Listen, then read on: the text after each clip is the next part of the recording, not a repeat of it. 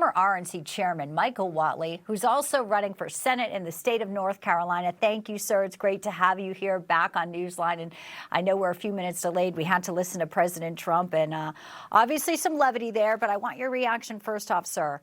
Potential for peace. Now, with Ukraine accepting this deal, this is a major development. And obviously, President Trump's way and fashion of diplomacy has not always been understood, but it is effective in many wars. One of President Trump's legacies is definitely going to be that he is a peacemaker. And when you talk about 8 different wars that he's already brought people to the table and been able to solve, all of those are significant. If he is able to actually get Russia and Ukraine to the table and get this resolved, that will be very, very significant. And the fact is, the president has been very serious about this, throughout the entire campaign last year and throughout his entire second term here, about making sure that he is going to get everybody to the table and bring peace to the world. And I love it, too, because, you've worked so closely with the president, Michael, and, the fact they were trying to say, oh, this is Putin's plan. And, President Trump is not a pushover.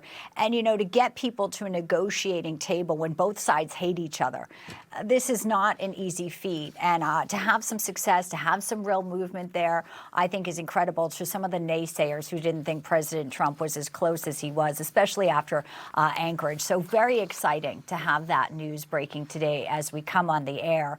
Another news that is breaking, we had a reaction now after the Department of War is looking into Mark Kelly, the Arizona senator, and launching an investigation, potentially for a court-martial, after that viral video where he, other senators and Congress members are out there saying you must defy illegal orders, then can't name one. I want to play a little bit of his response, of course, on MS Now, of what he says this investigation is about, and get your reaction on the other side. I said something that was pretty simple and non-controversial, and that was that members of the military should follow the law. And in response to that, Donald Trump said, I should be executed. I should be hanged. I should be prosecuted. I think it says a lot more about him than it says about me. He doesn't want accountability. But, Rachel, I'm not going to be silenced. I'm not going to be intimidated. He said something simple. I mean, people say what he did, and Congress is looking into maybe what they could do about this outside of Department of War. In this climate where people are discussing, President Trump with such negativity, to try and seed that type of issue with our military, some of them very young and impressionable, and also thinking that maybe they would get a political win out of it. Your reaction? Trump derangement syndrome is very, very real in the Democratic Party. I mean, this video was completely unprovoked. It was completely uncalled for. And like you said, it's a political stunt.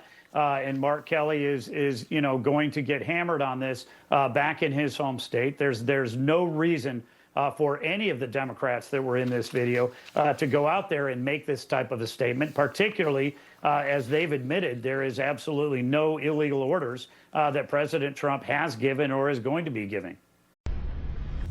Information. Truth